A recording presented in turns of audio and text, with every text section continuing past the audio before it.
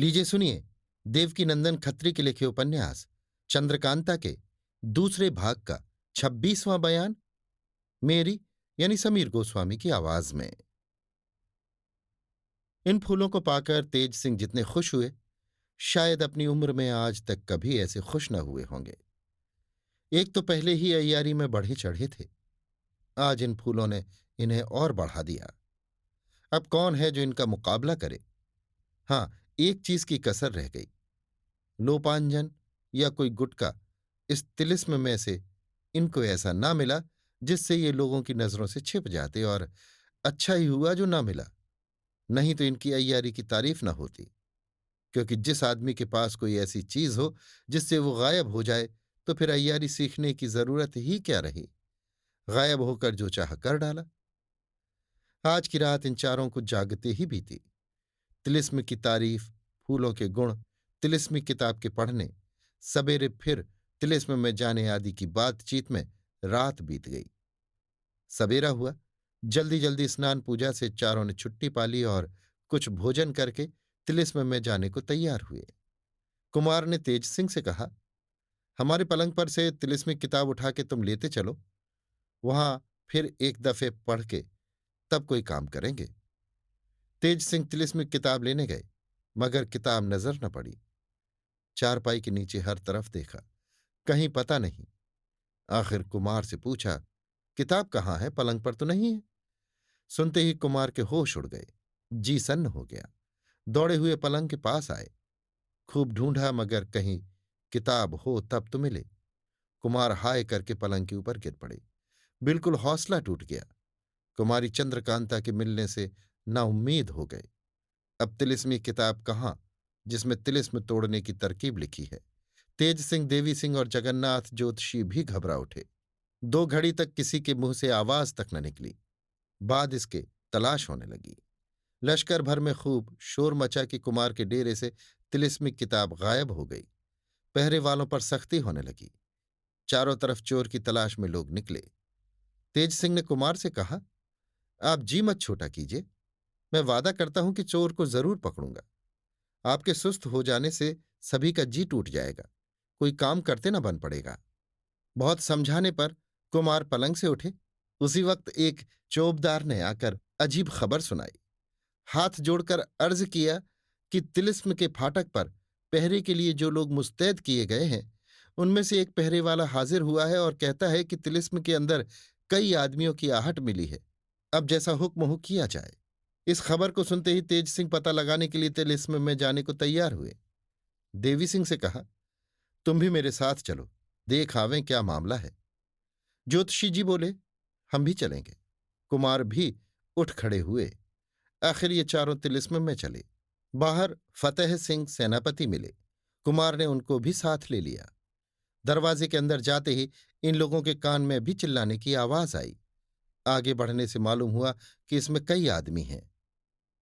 आवाज की धुन पर ये लोग बराबर बढ़ते चले गए।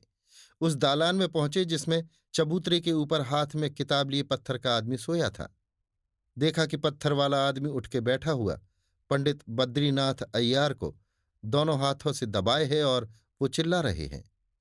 पन्नालाल, रामनारायण और चुन्नीलाल छुड़ाने की तरकीब कर रहे हैं, मगर कोई काम नहीं निकलता। तिलिस्मी किताब के खो जाने का इन लोगों को बड़ा भारी गम था, मगर इस वक्त पंडित बद्रीनाथ अय्यार की ये दशा देख सभी को हंसी आ गई। एकदम खिलखिला के हंस पड़े। उन अय्यारों ने पीछे फिरकर देखा तो कुंवर बीरेंद्र सिंह मय तीनों अय्यारों के खड़े हैं। साथ में फतेह सिंह सेनापति हैं। तेज सिंह ने ललकार कर कहा, वाह खूब, जैसी जिसकी करनी होती है उसको वैसा ही फल मिलता है, इसमें कोई शक नहीं। बेचारे कुंवर बीरेंद्र सिंह को बेकसूर तुम लोगों ने सताया, इसी की सजा तुम लोगों को मिली। परमेश्वर भी बड़ा इंसाफ करने वाला है। क्यों पन्नालाल, तुम लोग जानबूझकर क्यों फंसते हो? तुम लोगों को तो किसी ने पकड़ा नहीं है, फिर बद्रीनाथ के पीछे क्यों जान देते हो? इनको इसी तरह छोड़ दो, तुम लोग जाओ हवा खाओ। पन्नालाल ने कहा, भला इनको ऐसी हालत में छोड़ के हम लोग कहीं जा सकते हैं? अब तो आपके जो दिल में आवे सो कीजिए, हम लोग हाजिर हैं। तेज सिंह ने पंडित बद्रीनाथ के पास जाकर कहा, पंडित जी प्रणाम। क्यों, मिजाज कैसा है? कि आप तिलिस्म तोड़ने को आए थे? अपने राजा को तो पहले छुड़ा लिए होते। खैर, शायद तुमने ये सोचा कि हम तिलिस्म तोड़कर कुल खजाना ले लें और खुद चुनार के राजा बन जाएं। देवी सिंह ने भी आगे बढ़ के कहा, बद्रीनाथ भाई, तिलिस्म तोड़ना तो उसमें से कुछ मुझे भी देना, अकेले मत उड़ा जाना। ज्योतिषी जी ने कहा, बद्रीनाथ जी, अब तो तुम्हारे ग्रह बिगड़े हैं। खैरियत तभी है कि वो तिलिस्मिक किताब हमारे हवाले करो जिसे आप लोगों ने रात को चुराया है। बद्रीनाथ सबकी सुनते, मगर सिवाय जमीन देखने के जवाब किसी को नहीं देते थे। पन्नालाल, रामनारायण और चुन्नीलाल पंडित बद्रीनाथ को छोड़ अलग हो गए और कुमार से बोले, ईश्वर के वास्ते किसी तरह बद्रीनाथ की जान बचाइए। कुमार ने कहा, भला हम क्या कर सकते हैं? कुछ हाल तिलिस्म का मालूम नहीं। जो किताब तिलिस्म से मुझको मिली थी, जिसे पढ़कर तिलिस्म तोड़ते, वो तुम लोगों ने गायब कर ली। अगर मेरे पास होती तो उसमें देखकर कोई तरकीब इनके छुड़ाने की करता। हाँ, अगर तुम लोग वो किताब मुझे दे दो तो जरूर बद्रीनाथ इस आफत से छूट सकते हैं। ये सुनकर पन्नालाल ने तिरछी निगाहों से बद्रीनाथ की तरफ देखा। उन्होंने भी कुछ इशारा किया। पन्नालाल ने कुमार से कहा, हम लोगों ने किताब नहीं चुराई है, नहीं तो ऐसी बेबसी की हालत में जरूर दे देते। या तो किसी तरह पंडित बद्रीनाथ को छुड़ाइए, या हम लोगों के वास्ते ये हुक्म दीजिए कि बाहर जाकर इनके लिए कुछ खाने का सामान लाकर खिलावें। बल्कि जब तक आपकी किताब न मिले, आप तिलिस्म न तोड़ लें और बद्रीनाथ उसी तरह बेबस रहें, तब तक हम लोगों में किसी को खिलाने पिलाने के लिए यहां आने जाने का हुक्म हो। देवी सिंह ने कहा, पन्नालाल, भला ये तो कहो कि अगर कई रोज तक बद्रीनाथ इसी तरह कैद रह गए तो खाने पीने का बंदोबस्त तो तुम कर लोगे, जाकर ले आओगे। लेकिन अगर इनको दिशा मालूम पड़ेगी तो क्या उपाय करोगे? उसको कहाँ ले जाकर फेंकोगे? या इसी तरह इनके नीचे ढेर लगा रहेगा? इसका जवाब पन्नालाल ने कुछ न दिया। तेज सिंह ने कहा, सुनो जी, अय्यारों को अय्यार लोग खूब पहचानते हैं। अगर तुम्हारे आने जाने के लिए कुमार हुक्म नहीं देते तो हम हुक्म देते हैं कि आया करो और जिस तरह बने बद्रीनाथ की हिफाजत करो। तुम लोगों ने हमारा बड़ा हर्ज किया, तिलिस्म की किताब चुरा ली और अब मुकरते हो। इस वक्त हमारे अख्तियार में सब कोई हो, जिसके साथ जो चाहे करूं। सीधी तरह से न दो तो डंडों के जोर से किताब ले लूं, मगर नहीं, छोड़ देता हूं और खूब होशियार कर देता हूं। किताब संभाल के रखना, मैं बिना लिए न छोड़ूंगा और तुम लोगों को गिरफ्तार भी न करूंगा। तेज सिंह की बात सुनकर पंडित बद्रीनाथ लाल हो गए और बोले, इस वक्त हमको बेबस देख के शेखी करते हो? ये हिम्मत तो तब जाने कि हमारे छूटने पर कहबत के कोई अय्यारी करो और जीत जाओ। क्या तुम ही एक दुनिया में अय्यार हो? हम भी जोर देकर कहते हैं कि हम ही ने तुम्हारी तिलिस्मी किताब चुराई है, मगर हम लोगों में से किसी को कैद किए या सताए बिना तुम नहीं पा सकते। ये शेखी तुम्हारी न चलेगी कि अय्यारों को गिरफ्तार भी न करो, बल्कि आने जाने के लिए छुट्टी दे दो और किताब भी ले लो। ऐसा कर लो तो उसी दिन से हम लोग तुम्हारे गुलाम हो जाएं और महाराज शिवदत्त को छोड़कर कुमार की ताबेदारी करें। मैं बता देता हूं कि किताब भी न दूंगा और यहां से छूट के भी निकल जाऊंगा। तेज सिंह ने कहा, मैं भी कसम खाकर कहता हूं कि बिना तुम लोगों को कैद किए अगर किताब न ले लूं तो फिर अय्यारी का नाम न लूं और सिर मुड़ा के दूसरे देश में निकल जाऊं। मुझको भी तुम लोगों से एक ही दफे में फैसला कर लेना है। इस बात पर तेज सिंह और बद्रीनाथ दोनों ने कस्में खाईं। बेचारे कुंवर बीरेंद्र सिंह सभी का मुंह देखते थे, कुछ कहते बन नहीं पड़ता था। तेज सिंह ने देवी सिंह और ज्योतिषी जी को अलग ले जाकर कान में कुछ कहा और दोनों उसी वक्त तिलिस्म से बाहर हो गए। फिर तेज सिंह बद्रीनाथ के पास आकर बोले, हम लोग जाते हैं। पन्नालाल, रामनारायण और चुन्नीलाल को जहां जी चाहे भेजो और अपने छुड़ाने की जो तरकीब सूझे करो।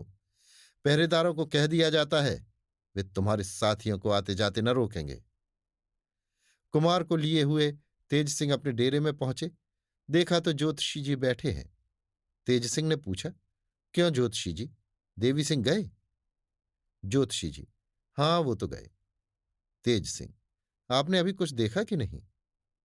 ज्योतिषी, हाँ, पता लगा, पर आफत नजर आती है। तेज सिंह, वो क्या?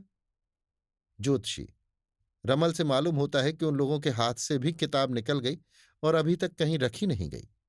देखें देवी सिंह क्या करके आते हैं। हम भी जाते तो अच्छा होता। तेज सिंह, तो फिर आप राह क्या देखते हैं? जाइए, हम भी अपनी धुन में लगते हैं। ये सुन ज्योतिषी जी तुरंत वहां से चले गए। कुमार ने कहा, भला कुछ हमें भी तो मालूम हो कि तुम लोगों ने क्या सोचा, क्या कर रहे हो और क्या समझ के तुमने उन लोगों को छोड़ दिया। मैं तो जरूर यही कहूंगा कि इस वक्त तुम्ही ने शेखी में आकर काम बिगाड़ दिया, नहीं तो वे लोग हमारे हाथ फंस चुके थे। तेज सिंह ने कहा, मेरा मतलब आप अभी तक नहीं समझे। किताब तो मैं उनसे ले ही लूंगा, मगर जहां तक बने उन सभी को एक ही दफे में अपना चेला भी करूं। नहीं तो ये रोज रोज की अय्यारी से कहां तक होशियारी चलेगी। सिवाय जिद और बदाबदी के अय्यार कभी ताबेदारी कबूल नहीं करते। चाहे जान चली जाए, मालिक का संग कभी न छोड़ेंगे। कुमार ने कहा, इससे तो हमको और तरद्दुद हुआ। ईश्वर न करे कहीं तुम हार गए और बद्रीनाथ छूट के निकल गए, तो क्या तुम हमारा भी संग छोड़ दोगे? तेज सिंह, बेशक छोड़ दूंगा, फिर अपना मुंह न दिखाऊंगा। कुमार, तो तुम आप भी गए और मुझे भी मारा। अच्छी दोस्ती अदा की। हाय, अब क्या करूं? भला ये तो बताओ कि देवी सिंह और ज्योतिषी जी कहाँ गए? तेज सिंह, अभी न बताऊंगा, पर आप डरिए मत। ईश्वर चाहेगा तो सब काम ठीक होगा और मेरा आपका साथ भी न छूटेगा। आप बैठिए, मैं 2 घंटे के लिए कहीं जाता हूं। कुमार, अच्छा जाओ। तेज सिंह वहां से चले गए। फतेह सिंह को भी कुमार ने विदा किया। अब देखना चाहिए ये लोग क्या करते हैं और कौन जीतता है। अभी आप सुन रहे थे देवकीनंदन खत्री के लिखे उपन्यास चंद्रकांता के दूसरे भाग का 26वां बयान, मेरी यानी समीर गोस्वामी की आवाज में।